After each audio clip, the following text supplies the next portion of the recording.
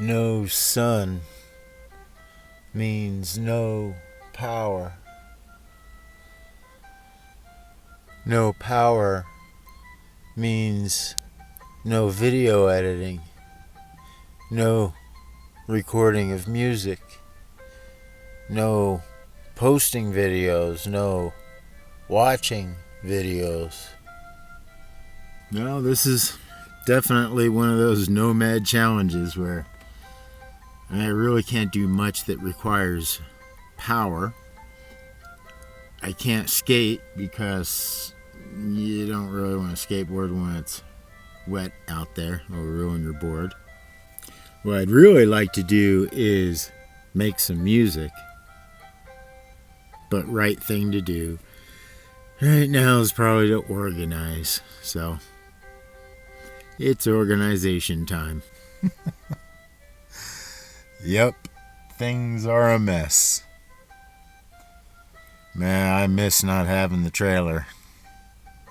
One of my current technical challenges is the jack on my iPhone. The lightning port is faulty. It's 2023 and I'm dealing with a wire short. So in the spirit of Bob Wells, I'm not going to focus on the problem but the solution, which of course is to go to, like, I don't know, AT&T or Best Buy or something like that and find out if I can fix the lightning port on the phone. Okay, yeah. I can't organize if there's no place to put anything. Man, I would go do laundry right now, but I want to be able to wash before I put on fresh new clothes. Man, there's always wonderful reasoning to postpone. Man, one of the ways I fight indecision is by asking one simple question. Is it going to cost money? Don't do it. That doesn't always work. Check out this dome. I think it's a 9.5. They also make larger domes, of course. But this dome is under $500. And it's really intriguing me. Now, I currently, of course, as you saw, have no room to lug around a big tent like this. But it certainly is worth considering if I were able to find a place to actually set it up and be able to kick back and relax there for a substantial amount of time, say 6 months. If you got one of these with a wood stove, it would be quite comfortable. 6 months, it would be worth perhaps the $500 investment to have such a luxurious dwelling. And can you imagine this thing? You'd be able to, on a good night, you'd be able to look out at the stars.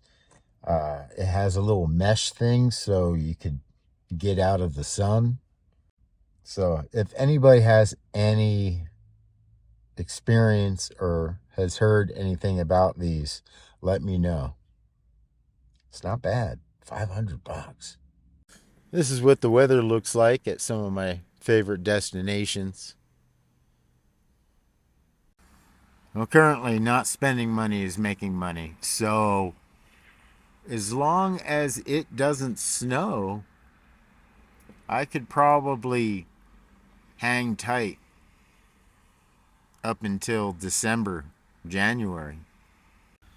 Which means even attending the HOWA event and the TRT may be thwarted. But then again, everything is dynamic and almost out of my hands. Because with the government shutdown, BLM lands will be in great question.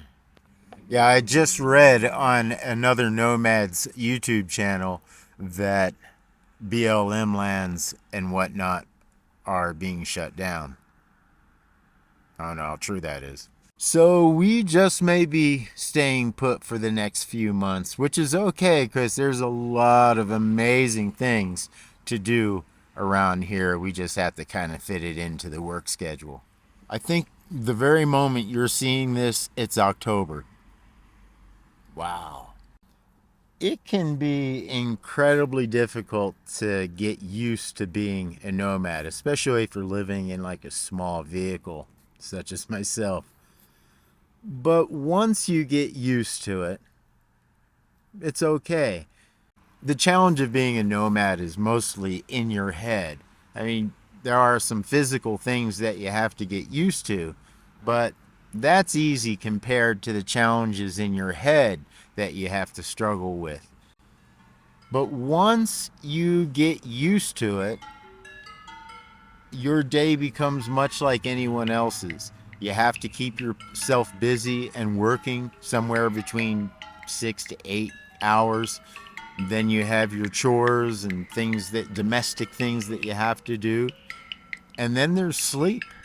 Currently, with my schedule between teaching and being a YouTuber, easily eats up 16 hours of my day. But I don't really see that being much different than the challenge of the sticks and bricks folks.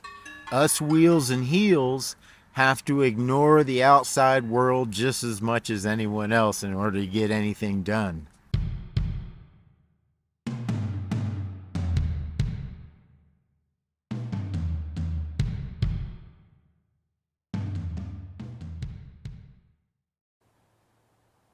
I guess we all can get to feeling alone sometimes. Even when we're surrounded by others. I don't know if it's the weather or if I just really miss Luna. But boy, do I feel melancholy today.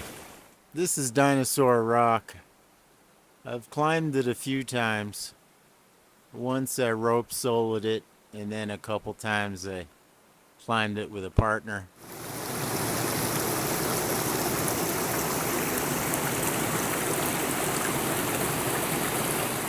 But the problem with Dinosaur Rock is it's loose granite.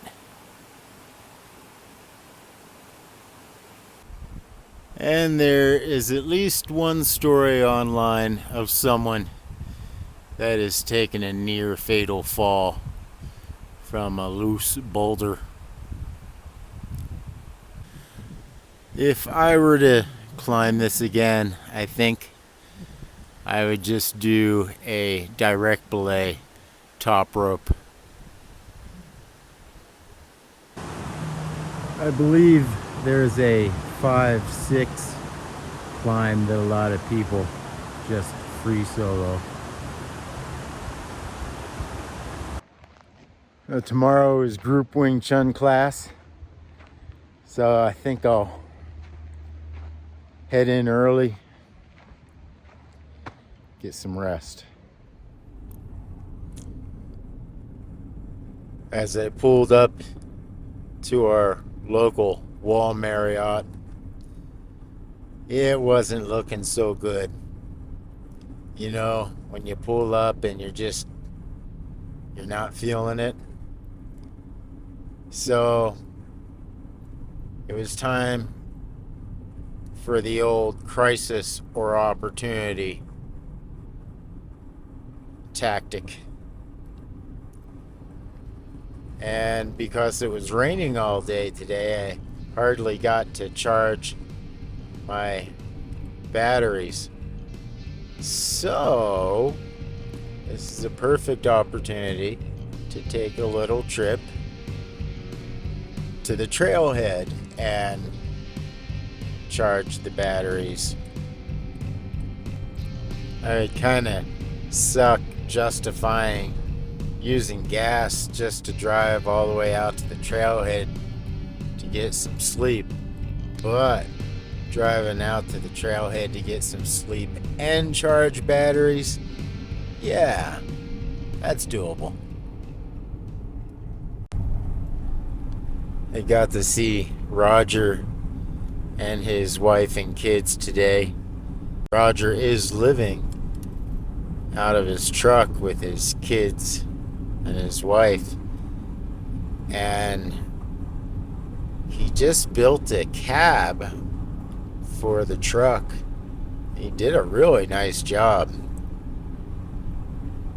It was good to see him, and good to see that he's progressing. I also got to speak with the Trader Joe guy. God, I gotta get his name. But he and his wife both work there, and I've actually seen them at the trailhead. And boy, we really have a good time talking as well.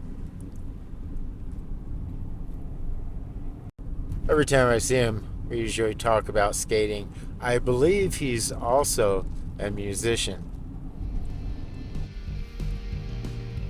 Looks like it's gonna be raining tonight. It looks like I'm not alone here at the trailhead.